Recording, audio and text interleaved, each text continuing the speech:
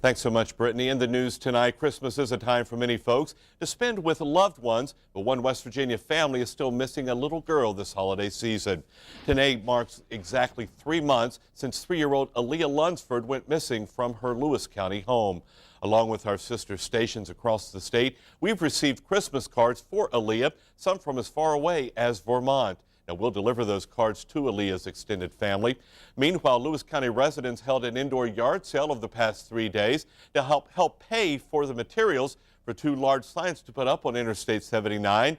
If you have any information that might help authorities find Aaliyah, you are asked to call the West Virginia Fusion Center at 1-866-WV-WATCH. Flags at state facilities in West Virginia will fly at half-staff on Tuesday. Governor Earl Ray Tomblin issued the order to lower the flags in honor of Michael Scott Lakin. He's a West Virginia National Guard pilot that was killed in a plane crash in Ohio last Thursday. He was performing stunt aerial maneuvers during recertification testing. Lakin was part of the 130th West Virginia Air National Guard and spent more than a year flying combat missions in the Middle East. Lakin was also a pilot for the Mountain State, flying West Virginia King Air 350 and Cessna Grand Caravan planes. Domestic battery charges against a Putnam County Commissioner have been dropped. Ed Rebrook, attorney for Commissioner Gary Tillis, says charges were dropped against his client after Tillis's wife and stepdaughter testified the commissioner did not hit anyone. Rebrook says that prosecutors then voluntarily dismissed the charges because they could not prove their case. Gary Tillis was arrested last September by Eleanor police. Last month, he told us he doesn't plan to seek re-election when his term ends next year, adding he made that decision before the September incident. Well, the controversy over tolls on Route 35 has come to benefit some local charities in Mason County. The Committee Against Route 35 Tolls collected funds for a legal challenge, that is, if tolls on Route 35 became a reality. It didn't, so now they're donating the leftover money to Mason County Toys for Kids, the Snow Buddies program, and the Point Pleasant Fire Department's holiday baskets for needy families. Each program received $885. Christmas is less than an hour away, and hopefully you finished your Christmas shopping. However, if you didn't, you're in luck. A few stores will actually be open tomorrow for those waiting until past the last minute. Walgreens, for example, will have special hours to pick up those final items. Some customers we spoke with said that they just had a few stocking stuffers to get, and they were good and ready to relax tomorrow. I think I'm just about finished, close to being finished anyway. And if I'm not, then, you know, there's the day after Christmas. Park your buggy there. Walgreens will be open tomorrow from 9 a.m. to 6 p.m. Even if you pushed your gift shopping to the last minute, you've probably had your Christmas tree up for a while. But today we met one man who gave a whole new meaning to waiting till the last minute. Marshall Petty waited until Christmas Eve, that's right, Christmas Eve today, to buy his mother a tree. He says he didn't plan on it, but he says his family was just simply too busy. With the last minute buy came a real bargain. He was able to get his mother a 9-foot tree for $20. That's $45 less than what he paid for his own tree 3 weeks ago. Previous Christmases, waiting around to the last minute is really not the thing to do, because just like right now. I mean, it's not that, we're getting a vast selection of trees, but, it would have been nice to, have a full selection to where you could really, pick out the kind of tree that you want. But we did find a nice tree. Petty says since they got such a great deal on his mother's tree, he will consider waiting longer to buy his next year. Most families are huddled around Christmas trees tonight, but we caught up with one man who spent his Christmas Eve on the side of the road selling a tree of a different type. Along Route 119, bonsai tree salesmen say they were doing a booming business today by selling the small good luck trees. They say customers stopped by and connected Christmas and New Year's with a bonsai tree. Christmas season, bonsai trees set up to selling. A lot of people buy this.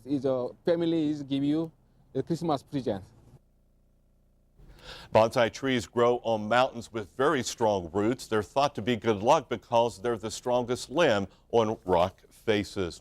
Kids often add an interesting perspective on things such as Christmas. Christian schools in our area have been teaching the story of Christmas for weeks. Students at Grace Christian School met with 13 News reporter Kelly Brennan to share their version of a Christmas story. Happy New Year! Merry Christmas!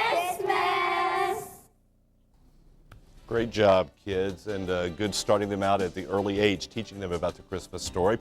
Well, still to come tonight on 13 News at 11. While our region is eagerly awaiting the big day, Christmas has already come to many areas around the world. We'll take a look at celebrations from Beijing to Bethlehem coming up next. Don't go anywhere. Police are investigating a shooting in Institute this evening. That shooting happened shortly before 6:30 this evening in the area of Marshall Avenue. Dispatchers say one person was reportedly shot in the hand. According to deputies, the suspects were driving a silver Dodge Magnum with chrome wheels. Police are investigating that incident. Smithers Police and West Virginia State Police are investigating how a woman was struck by a jet ski on the Kanawha River. The accident happened east of the Montgomery Bridge just after 4 this afternoon. Lieutenant James Bowles of the Smithers Fire Department said the victim had fallen off a jet ski just before being struck by another jet ski. Authorities have not released the name of the victim. A motorcycle accident in Lincoln County sends one person to the hospital. That accident happened on Patty's Branch Road near Ranger around 8 o'clock this evening. Dispatchers say the motorcycle went into a ditch, flipped, and the driver suffered a broken arm and back injuries. He was transported to Cabell Huntington Hospital by Lincoln County EMS. Early this morning, a house fire was reported in the Silverton area of Jackson County. According to 911 dispatchers, no injuries were reported at that fire. The cause of the blaze is not yet known. A burglary investigation in St. Albans leads to the discovery of a meth lab and the arrest of a husband and wife. Authorities arrested Christopher Hill and his wife Laura in connection with the meth lab discovery. Investigators say they went to the couple's residence on Zirkle Street to follow up on leads from a burglary investigation. While there, they smelled meth and found the makings of a meth lab. More charges may be forthcoming against other individuals in this case. One of 3 men who escaped from the Huntington Work Release Center last week was captured last night. Cabell County Sheriff Tom McComas says 25-year-old David Pop was apprehended in the Bluefield area by a task force in southern West Virginia. Pop will be charged with escape and transferred back to Huntington. Another escapee, David Knight, was captured on Wednesday. A third escapee, DeJuan Jones, is still on the run tonight. Let's talk to one of these shoppers that are here looking for a bargain. This is Amy Howard. I met Amy about a half an hour ago. She drove here from Belfry, Kentucky. Yeah. Why? For the savings. I have 3 small children, and it's, when you can rack up and save some money, it's, it's worth the drive. Well, let's see how you did. Let's briefly go through. What kind of bargains did you find? I got the backyard grill for my little boy who's 2, and I got it for like half price. I saved like $30 on the claw over here. So, it's normally $80, and I'm getting it for $50 this morning. $17, I think, on the dart tag, and that's for my nephews. They're going to love it. So, the savings really add up on Black Friday. So it was worth this. What was it, like a 2-hour drive up here? About an hour and a half. The roads aren't too bad, but yeah, it's definitely worth the trip. Yeah. And worth getting up this early. Yes. Yeah, I've been up since 2. All righty. Any more shopping? Yeah, I'll be out all day, I'm sure. Oh, bless your heart. Thank you, Amy, for joining us. And the crowds, like we said, are still coming in, checking out, trying to find those bargains. And we'll talk to some more shoppers coming up a little bit later. In the meantime, Jack, back to you. Anything you want me to look for you out here? Let me think about that. There probably is. Thanks, Gil.